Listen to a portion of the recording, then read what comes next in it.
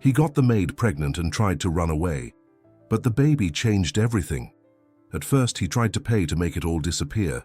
But she refused, determined to raise her daughter alone. And when he heard the baby's heartbeat for the first time, something inside him crumbled. If this story interests you, don't forget to subscribe to our channel and tell us which city you're watching from. We'll continue. I promise this will be the best story you'll ever hear in your life. The clock read exactly 6:15 in the morning when Edward Mitchell opened his eyes. Like every day for the past 15 years, he got up without needing an alarm, headed to his Carrara marble bathroom, and began his morning routine with military precision. The warm water from the shower ran down his face as he mentally organized the day's commitments. 3 board meetings, a video conference with Japanese investors, and a charity dinner at the Plaza Hotel. Everything timed, everything under control. At 42, Edward had built a real estate empire spanning 5 states. His routine was a symphony of efficiency. Breakfast at 7 sharp, driver at 7:30, first appointment at 8. The 3,000-square-foot penthouse on the Upper East Side reflected his personality. Straight lines, neutral colors, internationally branded furniture. Every object had its place, every moment had its function. While Edward adjusted his Italian tie in the hall mirror, on the other side of the city, in a small apartment in Queens, Claire Sanders woke up to the sound of her alarm clock. It was 5:30 in the morning. At 28, she had learned that time waited for no one, especially for those who depended on it to survive. Her shower was quick, her breakfast simple. Bread with margarine and strong black coffee. By 6, she was at the bus stop, watching the city wake up while other people rushed to their destinations. Claire had worked for Edward for 3 years, but he barely noticed her presence. She always arrived before he left for the office and finished her work after he returned. She was almost a benevolent ghost who maintained order in the house, organized his clothes, prepared meals he rarely ate at home, and took care of every detail so his life would proceed without friction. That Tuesday morning, Edward broke his routine. An important video conference was cancelled at the last minute due to technical problems at the Tokyo office. For the first time in months, he found himself at home at 2 in the afternoon with no urgent commitments. He walked through the hallways of the house like a stranger, noticing details that normally went unnoticed. The fresh flowers in the living room vase, the lavender scent coming from the sheets, the impeccable shine of the furniture. That's when he saw her. Claire was in the library, reorganizing books he never read. She wore a simple navy blue dress and worn white sneakers. Her brown hair was tied in a disheveled bun, and she hummed softly a song he didn't recognize. There was something about the scene that made him stop. Perhaps it was the delicate concentration with which she handled each book, or the way the afternoon light illuminated her face. For the first time, Edward really saw her.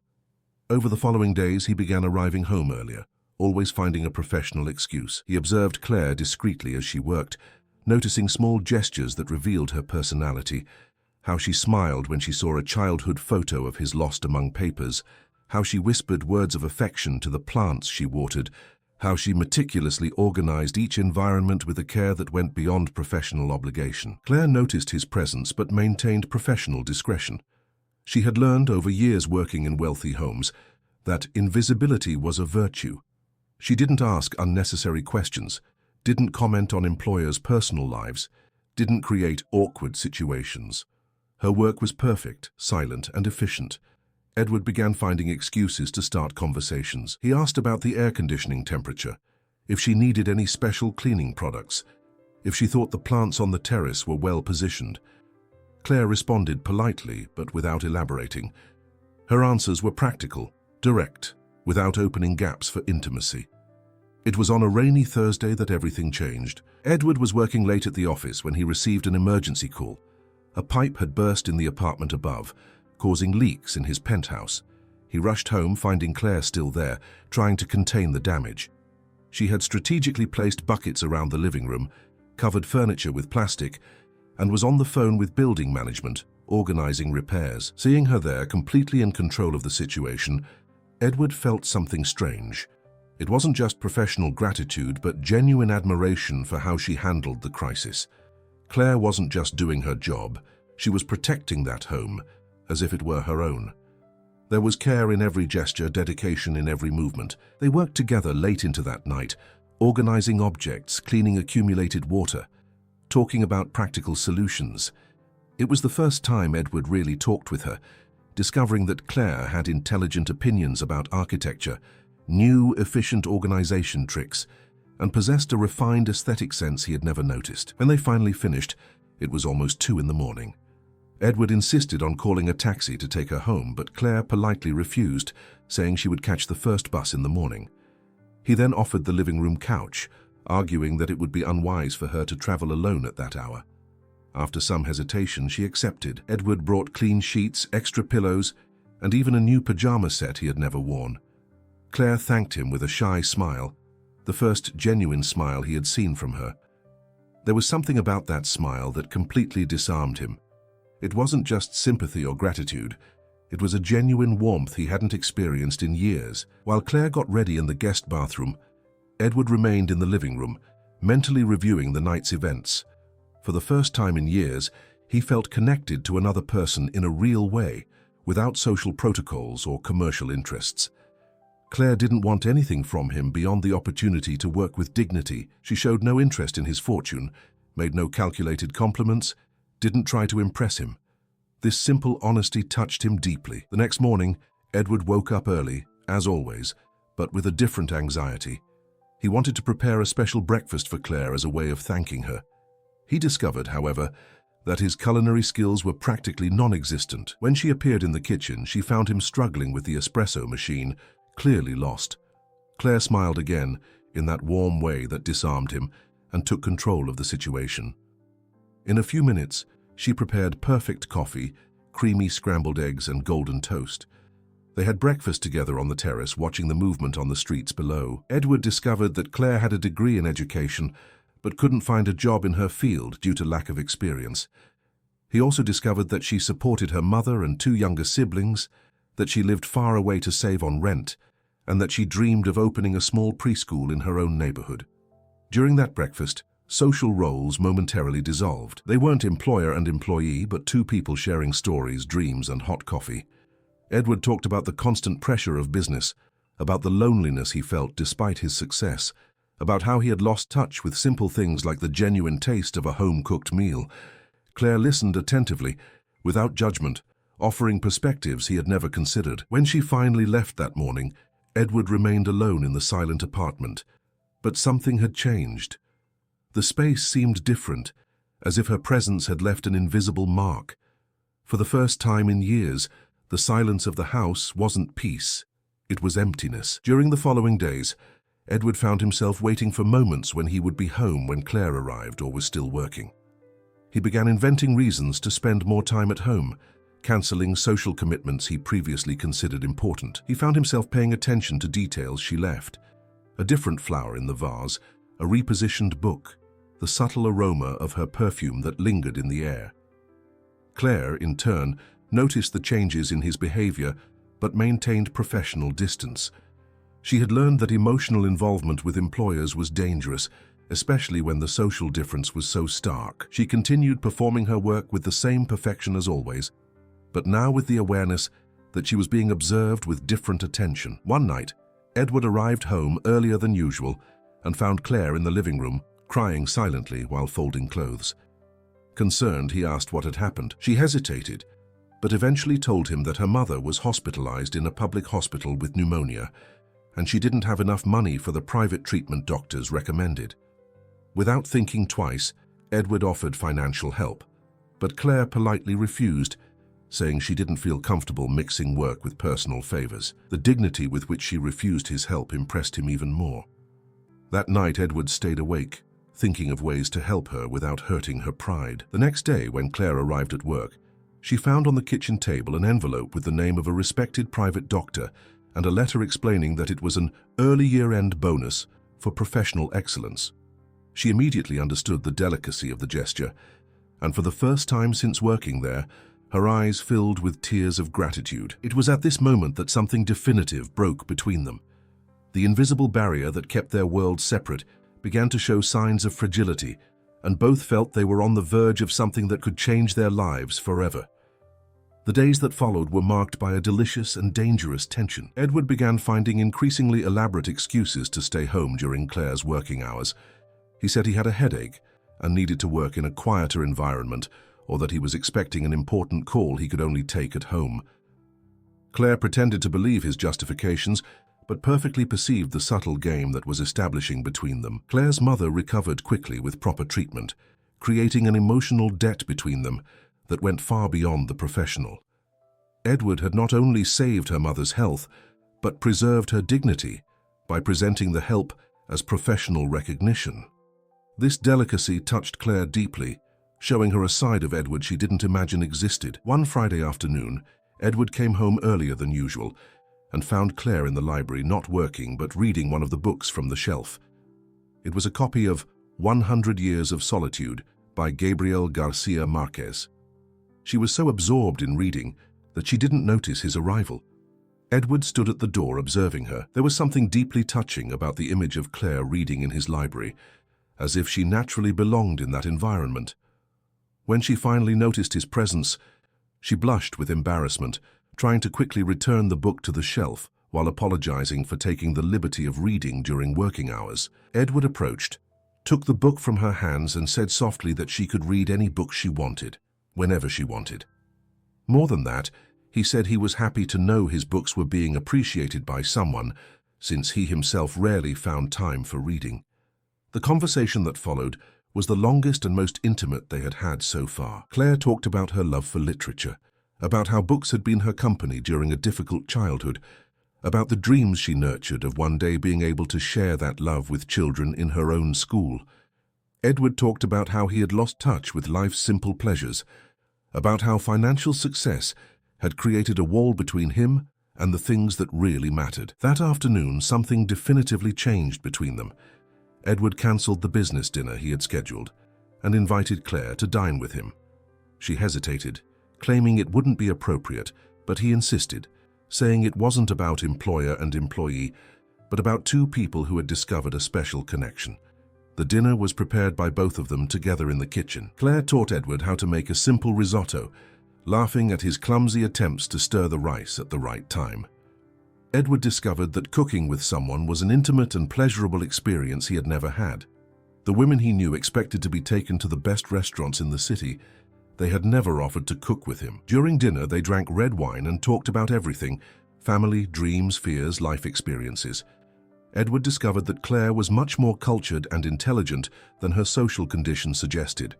She had formed opinions about politics, art, literature, but also possessed a practical wisdom about life that he deeply admired. Claire in turn discovered that behind the cold and controlled facade, Edward was a sensitive, lonely man, genuinely interested in getting to know her as a person. He didn't try to impress her with success stories or displays of wealth.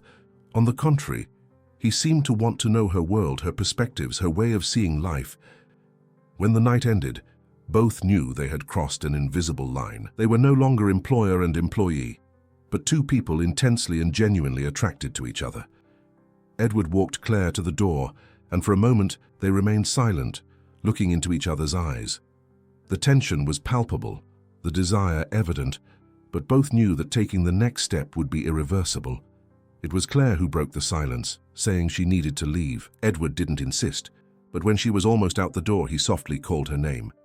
She turned and he simply said, "Thank you for the most beautiful night I've had in years." Claire smiled in that way that completely disarmed him and replied, "Thank you for seeing me as more than just your employee." During the weekend, Edward couldn't think of anything else. He cancelled all social commitments and stayed home, recalling every moment of the previous night.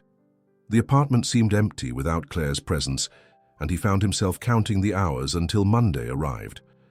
Claire also spent the weekend thinking about Edward. At home in her small apartment in Queens, she looked at her simple life and wondered if she was being foolish to nurture feelings for someone from a world so different from her own.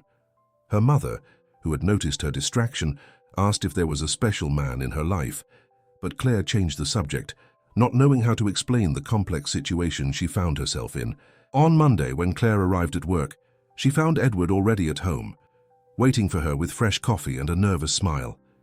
They said good morning with forced formality, both trying to return to professional roles, But the intimacy of the previous Friday hung in the air like a tangible presence. During the morning, they tried to maintain normalcy, but it was impossible to ignore the new dynamic between them. Edward found excuses to appear in environments where Claire was working, and she found herself paying special attention to details she knew he would notice. A different flower arrangement, his favorite music playing softly, the special aroma of coffee he had praised. Late in the afternoon, Edward could no longer pretend normalcy. He found Claire in the kitchen, preparing the dinner he rarely ate at home, and said they needed to talk.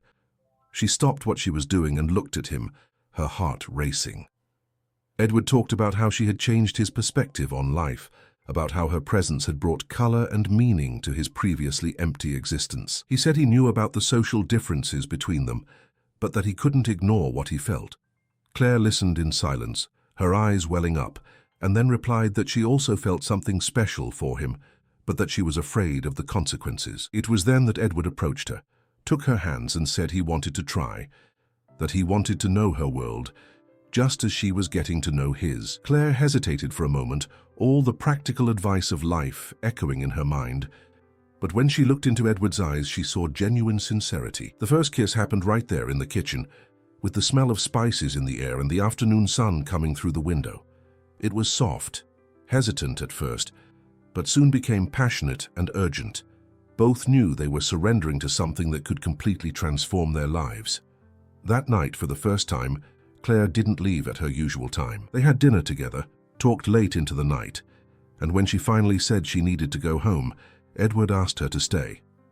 Not as an employee using the guest room, but as a woman sharing his bed, his intimacy, his life. Claire stayed. The night they spent together was intense and revealing. Edward discovered that making love to someone he really cared about was completely different from the empty encounters he had had over the years. Claire discovered that she could be desired not just for her simple beauty, but for her essence, her personality, her unique way of seeing the world. The next morning they woke up embracing, and for the first time in years, Edward didn't look at the clock. They stayed in bed talking, planning the breakfast they would make together, laughing at small things that would have gone unnoticed before. It was as if they had discovered a new way of existing, but reality soon imposed itself. Edward had to go to the office for important meetings he couldn't cancel, and Claire needed to return home to take care of family matters. When they separated that morning, both knew they had started something extraordinary, but also dangerous. The following days were an emotional roller coaster. Edward began living in two parallel worlds. During the day, he was the cold and calculating businessman everyone knew. At night, he transformed into the passionate man who was discovering life's simple pleasures alongside Claire.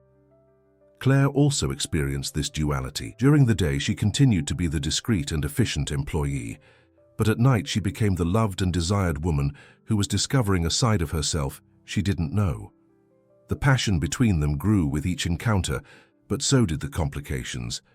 Edward began cancelling important social commitments, causing comments among his partners and friends. Claire began arriving late at home, worrying her family with behaviors that deviated from her usual routine. One night, 3 weeks after that first kiss in the kitchen, Claire didn't feel well during dinner. Edward, concerned, insisted on taking her to a doctor, but she said it was just fatigue. In the following days, however, the symptoms intensified. Morning sickness, sensitivity to smells, a fatigue that didn't improve with rest. It was on a Thursday night that reality hit them like lightning. Claire was late, and a terrible suspicion began taking shape in her mind. The next day, without telling Edward, she took a pregnancy test that confirmed her worst fears. She was expecting his child. The world of both was about to be turned upside down, and neither imagined how this revelation would transform not only their lives, but the destiny of 3 people who hadn't even met yet. Claire kept the secret for 3 days, carrying the weight of the discovery like a stone in her chest. She observed Edward during the meals they shared, during intimate conversations at the end of the day, during tender moments in bed, and wondered how he would react to the news that would change everything between them. Edward noticed that something had changed in Claire's behavior, but attributed her distraction to the fatigue of the double work she had taken on. Employee during the day, companion at night. He himself was exhausted, trying to balance the demands of the office with the time he wanted to spend with her. He had cancelled important trips, postponed strategic meetings, and delegated responsibilities he would never have taken out of his hands before. It was on a Monday night that Claire finally found the courage to tell him. Edward had arrived home with flowers and a special bottle of wine, excited to celebrate a big contract he had closed that day. She saw him there, smiling like a happy boy, and felt her heart tighten at the thought of how that smile would disappear in the next few minutes. During dinner, Edward talked enthusiastically about his plans. He wanted to take her to see Paris, had thought about buying a beach house where they could spend weekends away from the city's hustle, dreamed of officially introducing her to his friends as his companion. Claire listened in silence, each of his words increasing her anguish. When Edward finally noticed her silence and asked what was happening, Claire took a deep breath and simply said, "I'm pregnant." The two words fell into the environment like bombs, creating a deafening silence that seemed to last an eternity. Edward remained motionless, fork suspended in the air, eyes fixed on Claire's face as if trying to decipher a foreign language. She continued looking at him, waiting for a reaction, any reaction. When he finally spoke, his voice came out controlled, almost cold. "Are you sure?" The change in Edward's tone was like a slap in Claire's face. In a few seconds, the passionate and caring man transformed into the calculating businessman she had met at the beginning. "Yes, I'm sure," she replied, her voice trembling slightly. Edward got up from the table and began walking around the living room, hands in his hair, clearly trying to process the information. Claire remained seated, watching him, heartbroken by the reaction she was witnessing. After a few minutes that seemed like hours, he stopped in front of her and said, "We need to resolve this quickly before it becomes a bigger problem." Edward's words hit Claire like stabs. "Resolve this?" she asked, her voice laden with pain and indignation. "Are you talking about our child as if it were a business problem that needs to be eliminated?" Edward realized the coldness of his words, but panic had taken over his rational mind. His carefully organized life was crumbling, and his first instinct was to try to regain control of the situation. "Claire, you need to understand. My social position, my business, my reputation, a scandal like this could destroy everything I've built." Each of Edward's words was like a hammer breaking Claire's heart. She stood up from the chair, wounded dignity giving her strength to face him. "A scandal," she repeated, her voice now firm despite the tears that were beginning to well up. "Is that how you see what happened between us? A scandal?" Edward tried to soften his speech, realizing he had been cruel, but the damage was already done. He talked about financial responsibility, about how he would take care of all expenses, about how they would find a discreet and efficient solution. Each practical word that came out of his mouth dug a bigger gap between them. Claire listened to everything in silence, and when he finished his cold and calculated proposal, she responded with devastating simplicity. "No." Edward was surprised. He was used to solving problems with money, to finding practical solutions for inconvenient complications. Nobody simply said no to his proposals. "What do you mean, no?" he asked, genuinely confused. "I won't give up my child to preserve your social reputation," Claire replied, her voice now crystalline in its determination. "And I won't accept your money as if it were compensation for a miscalculation." Edward tried to argue, talked about practicality, about the difficulties she would face raising a child alone, about how his proposal was generous and sensible. But Claire had already made her decision. She collected her purse, headed to the door, and before leaving looked at him one last time. "I thought you were different from the other rich men I've met over the years working in houses like this," she said, her voice serene despite the pain in her eyes. "But you're exactly the same. When things get complicated, the first instinct is to use money to make the problem disappear. The difference is that I'm not a problem that can be bought." After Claire left, Edward remained alone in the apartment, surrounded by the silence that used to bring him peace but now seemed oppressive. He tried to return to work, to immerse himself in the spreadsheets and reports that had always been his refuge, but couldn't concentrate. The image of Claire walking out the door, with that wounded but unshakable dignity, wouldn't leave his mind. The following days were torturous for both. Claire continued going to work, maintaining the same professional efficiency as always, but now there was an invisible barrier between them. Edward tried several times to initiate conversations, but she responded with polite monosyllables, treating him with the distant formality that had marked the beginning of their professional relationship. Edward began to gradually realize the magnitude of what he had lost. It wasn't just Claire who had left his life, but all the light, color, and meaning she had brought. Meals returned to being solitary, the house returned to being just a physical space without soul, days returned to being a mechanical succession of empty commitments. One night, 3 weeks after the revelation, Edward came home and found Claire passed out in the living room. The panic he felt at that moment was different from any fear he had ever experienced.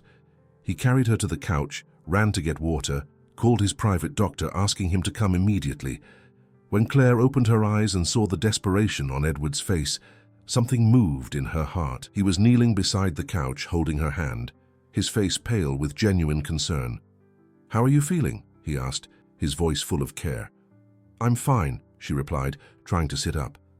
"Just a little dizzy." The doctor arrived quickly, and after a careful examination, explained that it was common for pregnant women to feel dizzy due to low blood pressure and possible anemia. He recommended rest, reinforced nutrition, and regular prenatal monitoring. Throughout the consultation, Edward remained by Claire's side, asking questions, taking notes, clearly concerned. After the doctor left, they remained alone in the living room, a different silence hanging between them. Edward sat in the armchair across from the couch where Claire was resting, and for the first time in weeks, really looked at her.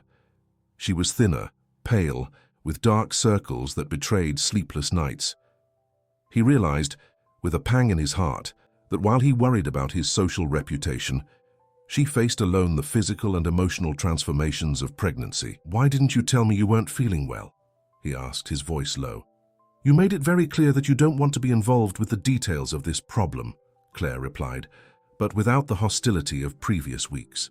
She was too tired to maintain anger. Edward lowered his head, finally understanding the cruelty of his words on that terrible night. "Claire, he began, but she interrupted him. "You don't need to explain, Edward. I understand your position. We're from different worlds, and an unplanned pregnancy really complicates things. But I want you to know that I don't expect anything from you. I'll take care of my child alone, as I've always taken care of my family." The quiet strength of Claire, even in her physical fragility, touched Edward deeply. Here was a woman who, despite having every reason to resent him, showed no bitterness or self-pity. She had made a decision and was willing to bear the consequences alone if necessary. That night after Claire went home, Edward couldn't sleep. He walked around the empty house, recalling every moment they had shared, every conversation, every laugh, every moment of intimacy. For the first time, he allowed himself to imagine what it would be like to have a child, a family, a life built on love and not just professional success. The next morning, he made a decision that would surprise everyone who knew him, including himself. He called Claire and asked her not to come to work that day, saying they needed to talk calmly. She hesitated, but something in his voice made her agree. When Claire arrived, she found Edward in the kitchen preparing breakfast with the same clumsiness as always, but with a nervous smile she hadn't seen in weeks. "I thought we could talk while trying not to burn the toast," he said, trying to break the ice. During breakfast, Edward talked about the previous night, about how seeing Claire passed out had changed his perspective on everything. He apologized for his initial coldness, explained that the fear of losing control of the situation had awakened in him the worst side, the businessman who solved problems instead of the man who had learned to love. Claire listened without interrupting him, and when he finished, she simply asked, "And now, what has really changed?" Edward took a deep breath and answered with an honesty that surprised him. "Now I know that I prefer to face any social scandal rather than lose you and our child. I want to try to be the man you deserve, the father our child deserves." These were the words Claire had been waiting to hear, but also the ones that scared her most, because they meant that they were about to embark together on a journey that would transform not only their individual lives, but the destiny of a child who hadn't even been born yet. The months that followed the reconciliation were a period of profound discoveries for both. Edward began accompanying Claire to all medical appointments, buying books about pregnancy and parenting, transforming one of the apartment's rooms into a nursery with craftsman-like dedication. Claire observed these changes with a mixture of tenderness and caution, still wary of fully surrendering to that transformation that seemed too good to be true. The first big test of Edward's change came when he had to choose between a crucial business trip to Japan and the ultrasound where they would discover the baby's sex. His partners pressured him, warning that his absence could cost millions in future contracts, But Edward didn't hesitate. He cancelled the trip. When they saw the first clear image of their daughter on the screen, both cried, "Isabella." That was the name they chose together on a Sunday afternoon while organizing her room.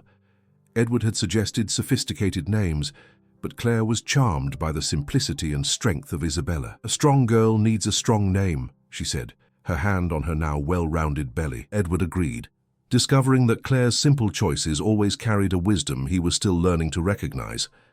As the pregnancy progressed, Edward gradually abandoned the rigidity of his previous routine. He began working more from home, actively participating in daily domestic life. He learned to cook dishes Claire craved, massaged her swollen feet at the end of the day, read children's stories aloud to her belly, in an intimacy he had never imagined possible. Claire, in turn, allowed herself to dream of a life that previously seemed impossible. Edward insisted on paying for a preparatory course so she could finally open her early childhood education school after Isabella's birth. Initially, she resisted, but he argued that he wanted his daughter to have a professionally fulfilled mother, not just one financially dependent. The biggest challenge came in the 7th month of pregnancy, when Edward had to officially present Claire at an important social event. It was the launch of a development that represented the biggest project of his career, and the presence of the main investors made it impossible to miss. Edward knew that bringing Claire would mean facing curious looks, malicious comments, and possible social rejection, but he also knew that hiding her would be denying the love he felt. On the night of the event, Claire was radiant in a navy blue dress that highlighted her pregnant belly. Edward felt proud seeing her, but noticed her nervousness. "Are you sure you want to take me?" she asked, fixing his tie for the 10th time. "You can still change your mind." "The only thing I'm sure of in life is that I want you by my side," Edward replied, tenderly kissing her forehead. The event was exactly as they expected. Curious looks, discreet whispers, forced smiles. Some people were genuinely cordial, others clearly disapproving. Edward remained firmly by Claire's side throughout the night, introducing her as the woman of my life without showing embarrassment. Claire behaved with natural elegance, conversing intelligently about the topics discussed, winning over even some of the most skeptical. The most tense moment happened when Margaret Fitzgerald, a socialite known for her sharp tongue, approached them with a fake smile. "Edward, darling, what an interesting surprise," she said, deliberately looking at Claire's belly. "I didn't know you had news to share." Edward felt the tension in Claire's arm, but before he could respond, she stepped forward. "Yes, Margaret. Sometimes life surprises us with the most precious gifts when we least expect them." The response was delivered with such serenity and dignity that even Margaret was left speechless. Later, in the car heading home, Claire broke down in tears. "It was horrible," she said. "I saw how they looked at me, as if I were an adventuress who managed to get pregnant by the rich man." Edward stopped the car and hugged her tightly. "Claire, listen to me carefully. I don't care what they think. You are the most dignified, most intelligent, and bravest woman I've ever met. If they can't see that, it's their problem, not ours." That night they made a pact. They would build their family based on the love they felt for each other and for the daughter who was coming, regardless of social approval. Edward began gradually moving away from superficial social circles, preferring to cultivate genuine friendships and invest time in relationships that really mattered. Isabella was born on a December dawn, after a long and difficult labor. Edward remained by Claire's side throughout the process, holding her hand, encouraging her, sharing every moment of pain and anxiety. When they finally saw the perfect little face of their daughter, both understood that they held in their hands the greatest treasure they could imagine. The first months with Isabella completely transformed the dynamics of their lives. Edward discovered that waking up in the middle of the night to give a bottle wasn't a sacrifice, but a privilege. Claire marveled at seeing how he embraced fatherhood with the same dedication he had previously reserved only for business. One night when Isabella was 3 months old, Edward found Claire crying silently while rocking the baby. Concerned, he asked what was happening. "I'm afraid," she confessed. "Afraid that one day you'll grow tired of this life, that you'll miss the world you left behind because of us." Edward sat beside her on the couch, wrapping mother and daughter in his arms. "Claire, you need to understand something. I didn't leave anything behind. I found everything that really matters. My previous life was empty, even with all the professional success. Now I have a family. I have a purpose, I have true love. How could that be a sacrifice? But Claire's insecurities were grounded in the glaring difference between their origins. Edward realized that for her to really believe in his love, he needed to know where she came from, understand her roots, her family, her world. That's how, on a Friday, they took baby Isabella and traveled to Queens, to the simple house where Claire had grown up. Edward met Mrs. Rose, Claire's mother, a small but strong woman who received him with cautious curiosity. He also met Claire's siblings, John, 22, who worked as a mechanic, and Anna, 19, a nursing student. The house was tiny compared to Edward's apartment, but it was imbued with something his luxurious home had never had: genuine human warmth. The walls were decorated with family photos, children's drawings kept with care, plants growing in repurposed cans. Dinner was simple: rice, beans, stewed chicken, and a conversation rich in stories, laughter, and affection. Edward observed Claire in that environment and saw her completely at ease, helping her mother in the kitchen, playing with her siblings, telling stories about Isabella as if she had never left. He realized that despite all the luxury he could offer, there was something in that simplicity she missed. Mrs. Rose, after observing Edward throughout the weekend, called him for a private conversation in the small backyard. "My daughter is a special girl," she said, direct as always. "She was always the most studious, the most dreamy in the family. When she told me about you, I confess I was worried." "Worried about what?" asked Edward, genuinely interested in the opinion of that wise woman. "About the difference between you. Not just money, but world. Claire has a very big heart. Always took care of everyone here. I'm afraid she'll get lost trying to fit into your world, or that you'll get tired of trying to fit into hers." Edward reflected on Mrs. Rose's words throughout the return journey. He realized that she had touched on something fundamental. It wasn't enough to love Claire. He needed to create a space where she could be completely herself, where her origins were celebrated, not hidden. That's how Edward made a decision that would surprise everyone. He sold the Upper East Side apartment and bought a house in a middle-class neighborhood, close enough to Claire's family for frequent visits, but with enough space to comfortably raise Isabella. The house had a garden where Claire could plant, a yard where Isabella could play, and extra rooms to host Claire's family whenever they wanted. The move marked the beginning of a new phase. Claire finally opened her early childhood education school, starting small in the neighborhood itself, serving children from the community. Edward supported the project not only financially, but also emotionally, helping with the bureaucratic part, regularly visiting the school, proud to see Claire professionally fulfilled. Isabella grew up surrounded by love, knowing not only the material comfort Edward could provide, but also the solid values Claire brought from her humble origin: gratitude, simplicity, solidarity. It was common to see her playing both with the children from her mother's school and with children from simpler neighborhoods when they visited Grandmother Rose. One night, when Isabella was already 2 years old and ran through the house filling every corner with laughter, Edward and Claire talked on the porch while their daughter slept. "Do you regret anything?" Claire asked, her head resting on his shoulder. "The only thing I regret is having taken so long to realize that success isn't measured in figures, but in moments like this," Edward replied, kissing the top of her head. "And you? Do you regret having accepted getting involved with a stubborn businessman who didn't even know how to make coffee properly?" Claire laughed, in that warm way that still completely disarmed him. "I only regret not having believed from the beginning that you were capable of changing, that love really can transform people." That night, as they watched the stars in the clear sky, both understood that they had built much more than a family. They had created their own universe, where two people from seemingly incompatible worlds discovered that true love knows no social barriers, is not intimidated by economic differences, and is capable of transforming any obstacle into an opportunity for growth. Edward continued to be a successful businessman, but now his decisions were guided by different values. He began investing in social projects, especially those related to early childhood education, inspired by Claire's work.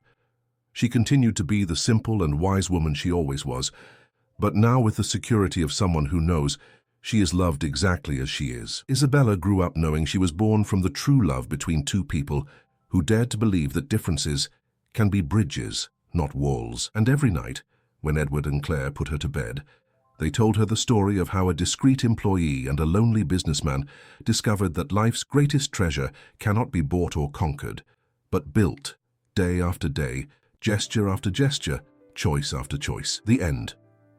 Dear listeners, we hope that the story of Edward and Claire has touched your hearts in the same way it touched ours. This is a journey about the courage to love beyond social conventions, about the beauty of finding in the unlikely the most precious of treasures, a family built on true love. If this story has moved you, don't forget to subscribe to our channel, where every day we bring narratives that celebrate the transformative power of love in its most diverse forms. Leave your like so we can reach more hearts that, like yours, believe in the power of stories to inspire and move us. In the comments, we want to know, do you believe that love can really overcome all differences? Share your experiences, your reflections, your own love stories that challenge conventions. Until our next story, keep believing that happy endings are possible when we have the courage to fight for them